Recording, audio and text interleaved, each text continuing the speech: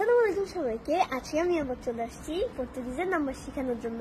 তো আজকে আমি একদম শিখাবো 1 থেকে 10 পর্যন্ত, বাট একদম অনেকদিন পরে আমি একদম যখন আমাদের নাম্বারটা বলতে বলতে শেষ হয়ে যাবে তখন আমরা একদম 10,000 পর্যন্ত শিখবো।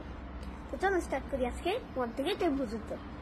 1 কে পর্তুগিজে বলে উ উ, 2 কে পর্তুগিজে বলে dois dois, then 3 que português vou ler 3 3, then 4 que português vou ler 4 4, 5 que português vou ler 5 5, 6 que português vou ler 6 6, then 7 que português vou ler 7 7, then 8 que português vou ler 8 8,